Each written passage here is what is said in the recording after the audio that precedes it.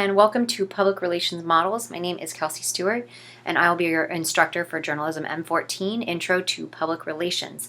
So the first thing that we're going to do is go over the top 4 models of public relations. These models are how a PR agent will work with their customers, and how they will kind of build that communication with whomever they're outreaching to.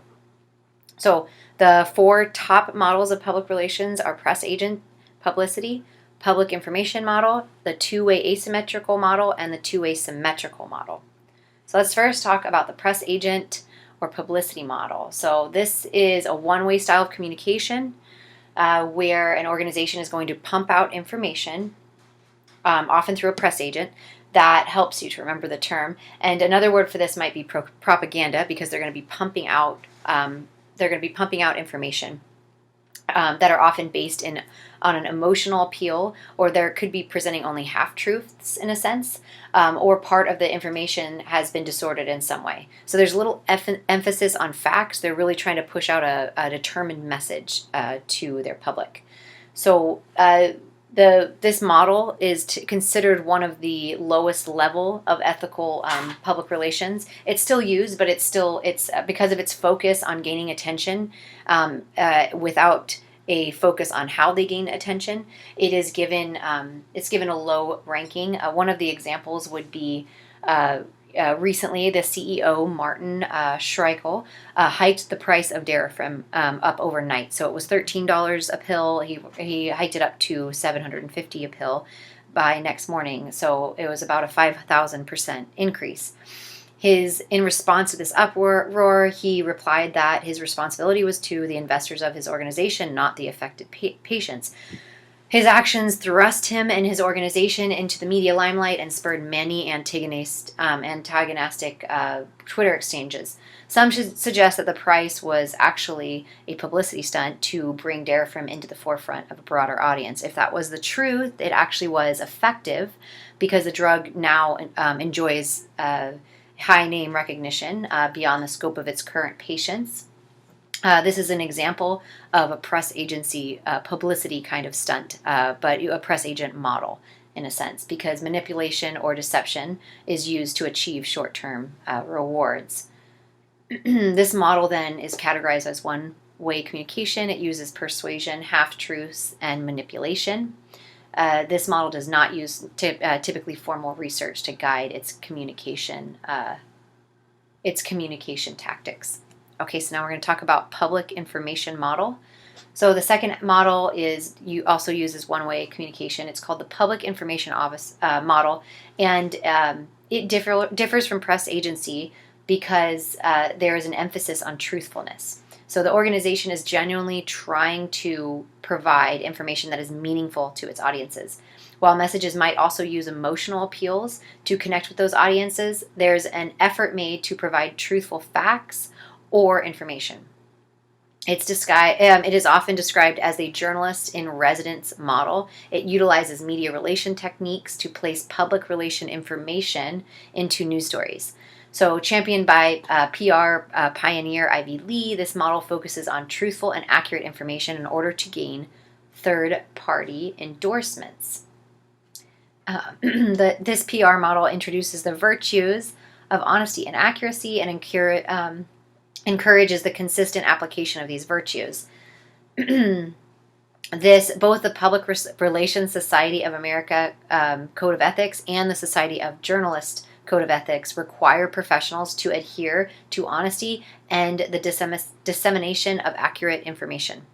So the adherence to a professional code of ethics, which is really soaked in this public information model, follows an ethical approach. So professionals follow a prescribed code of ethics to guide their behavior. For example, the PRSA Code of Ethics directs professionals to adhere to the highest standards of accuracy and truth, and to advocate the free flow of accurate and truthful information when working with the media. Such an approach guides PR practice within the public information model. Okay, so this model is categorized as a one-way communication. It mainly uses press releases and other one-way communications techniques to distribute organizational information. The PR practitioner is referred to as the in-house journalist, as we discussed, and it does not technically use formal research to guide communication tactics. So our third model will be the two-way asymmetrical model. So this model is categorized as a two-way communication. It's often referred to as scientific persuasion. The information goes out, so it is the two-way asymmetrical model. Information is presented, and feedback from a small number of receivers is solicited. So more information goes out than feedback is returned, which is why it's called asymmetrical. The message appeal used in this model usually involves creating a scientific persuasion base or an expert. Sometimes an organization is thought to be trying to manipulate its publics using this model. It depends on how they're going to be pushing out this information, what type of information. It does advocate for two-way persuasive communication, though. This model utilizes persuasive communication to influence attitudes and actions of key stakeholders. So in this two-way design supports a feedback loop to allow public relations practitioners to monitor the effectiveness of the persuasive communication. So while the model includes an outward focus, the central concern is that the organization and its interests. So like the press agency model, the two-way asymmetrical model adheres to ethical reasoning. As a result, the outcome is typically in the best interest, though, of the organization, not necessarily its audience. So the feedback loops allows professionals to assess the associated benefits and costs to those external of the organization and then make that necessary ethical adjustment. So it highlights the conflict, though, of loyalty common in public relations loyalty, which is common in public relations practices. Professionals are often divided between loyalty of their organization and loyalty to their key stakeholders.